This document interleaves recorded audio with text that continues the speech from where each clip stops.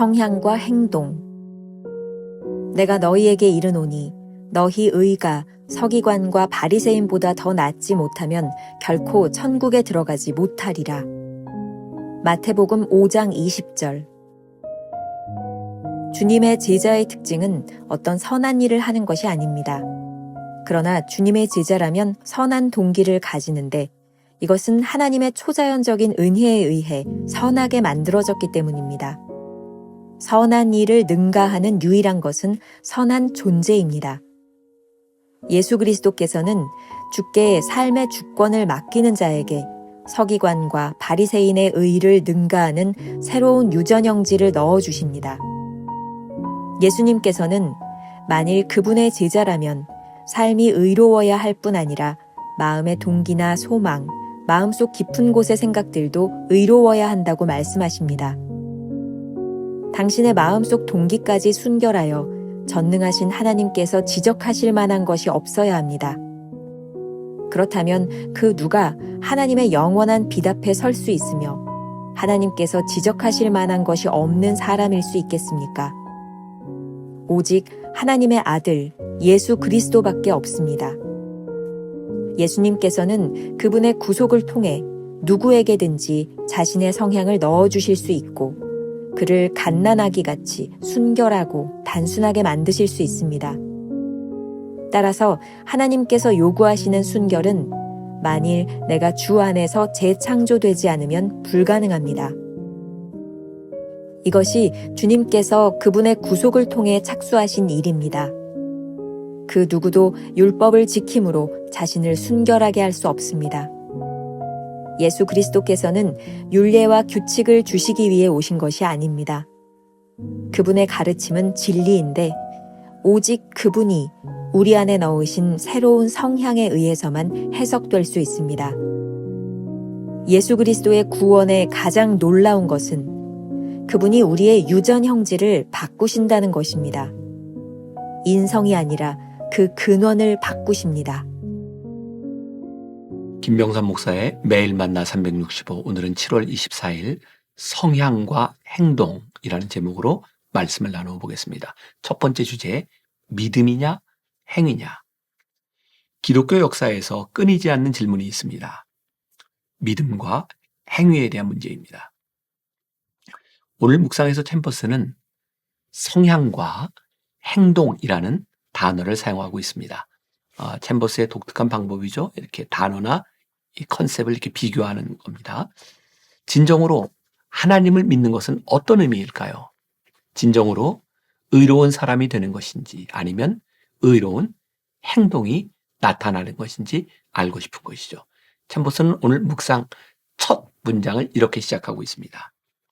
주님의 제자의 특징은 어떤 선한 일을 하는 것이 아닙니다. 그러나 주님의 제자라면 선한 동기를 가지게 되는데 이는 하나님의 초자연적인 은혜에 의해 선하게 만들어졌기 때문입니다. 챔버스의 이 말은 믿음과 행위가 상반되는 개념이 아니라는 것을 말해줍니다.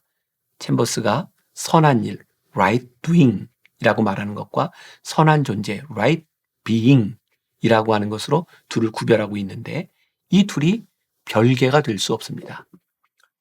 선한 일을 하기 때문에 선한 존재가 되는 것은 아닙니다. 그러나 선한 존재가 되면 자연스럽게 선한 일을 합니다.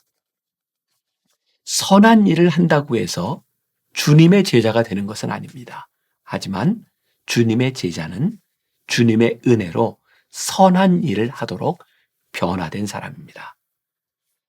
주님께서는 공생의 기간 바리새인들의 의에 대하여 많은 질책을 하셨습니다. 그런데 이러한 질책이 의로움을 부정하는 것이 아닙니다. 바리새인들의 문제는 의로운 존재가 되지 않고서 의로움을 행하려고 하다가 위선적으로 변한 것이죠. 오늘 본문은 이러한 바리새인들의 의를 지적하시는 말씀입니다. 오스왈드 챔버스의 산상수훈에 나오는 글을 통해 본문의 이해를 조금 돕도록 하겠습니다. 마태복음 5장 20절 너희 의가 서기관과 바리새인보다 더 낫지 못하면 서기관과 바리새인의 의는 옳은 것이다. 분명히 그들은 의를 행했다. 그러나 예수님께서는 제자들의 의가 그들의 의보다 훨씬 뛰어나야 한다고 말씀하신다. 그렇다면 의로운 존재가 되지 않고서야 어떻게 그들의 의로운 행위를 능가할 수 있겠는가? 하나님과의 관계를 맺어 의로운 행위를 할 수 있는 의로운 존재가 되지 않으면 서기관과 바리새인의 의를 능가할 수 없을 것이다. 여기서 예수 그리스도의 메시지는 우리의 의가 행위에 있어서도 서기관과 바리새인의 의를 능가해야 한다는 것이다. 그들은 우리가 알다시피 전혀 의로운 존재가 아니다. 따라서 우리의 의로운 행위가 그들의 의로운 행위를 능가하지 않는다면 우리는 결단코 하나님의 나라에 들어갈 수 없다는 말씀이다. 기억하십시오. 선한 행동을 하는 것이 잘못된 것이 아니라 선하지 못한 사람이 선한 행동을 하려고 애쓰는 것이 문제임을 기억해야 합니다. 챔버스는 이렇게 말합니다. 예수 그리스도께서는 주께 삶의 주권을 맡기는 자에게 서기관과 바리새인의 의를 능가하는 새로운 유전 형질을 넣어주십니다. 우리가 기억해야 될 한 줄 노트. 선한 행동으로 선한 사람이 되려는 노력은 우리를 위선적으로 만듭니다. 선한 존재가 되어야 선한 행동을 할 수 있음을 기억해야 합니다. 두 번째 주제, 새로운 성향으로만. 이제 존재와 행동이 상반되는 것이 아님을 알았습니다. 주님의 제자가 되면 자연스럽게 삶도 의로워짐을 알았습니다. 진정한 제자라면 마음속 깊은 곳까지 순결해야 하고 예수님께서 지적할 만한 것이 없어야 합니다. 문제는 우리가 하나님의 빛 앞에 섰을 때 여전히 의와 순결을 자신할 수 있는가의 문제입니다. 이 세상에서 완벽한 삶을 살았던 분은 예수 그리스도밖에 없습니다. 그리고 그리스도는 구속의 사건을 통해 그를 믿는 사람들에게 자신의 성향을 넣어주실 것입니다.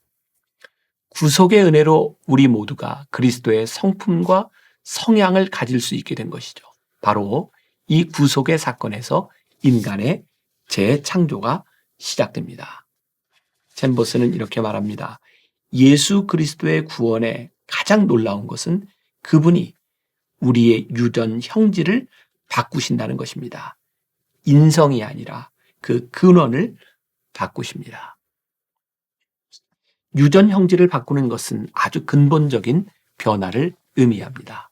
특히 보네포의 책이죠. 보네포와 함께하는 하루라는 책에 보면 세 가지 차원의 변화를 아주 잘 설명해 주고 있습니다. 제가 좀 읽어드리겠습니다. 성육신 하신 분과 같은 형상으로 만들어진다는 것은 현실에 존재하는 인간이 될 수 있다는 것을 의미합니다.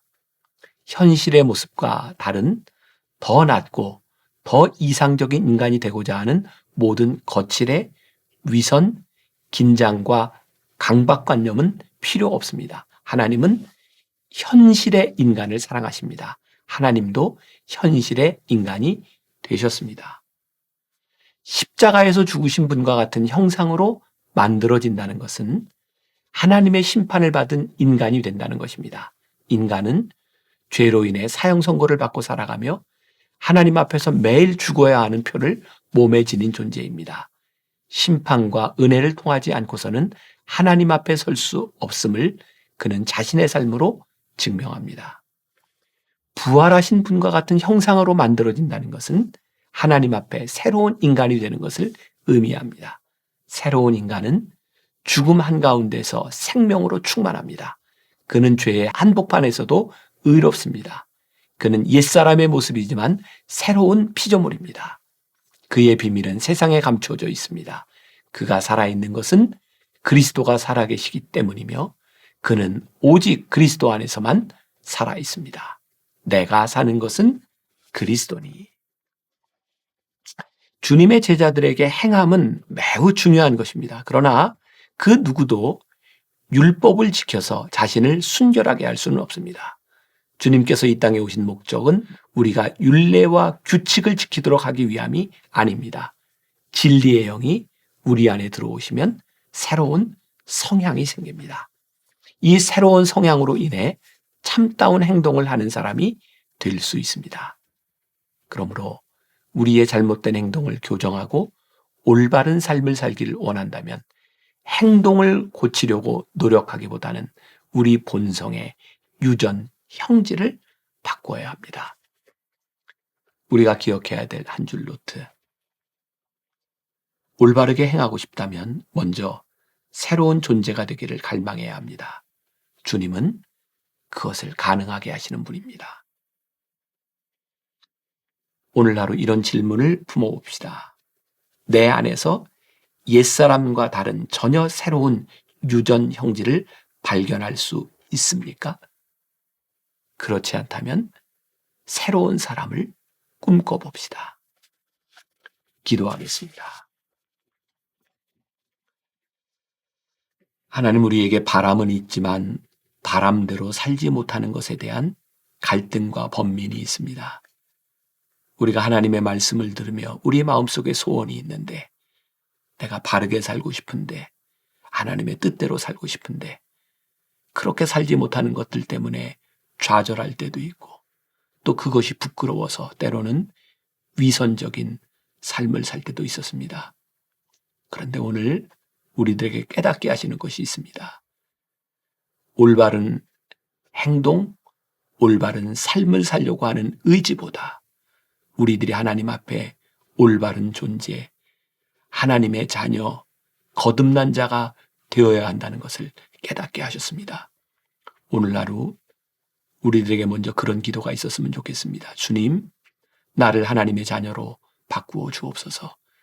내 안의 성품을 우리 주님의 성품으로 바꾸어 주시옵소서.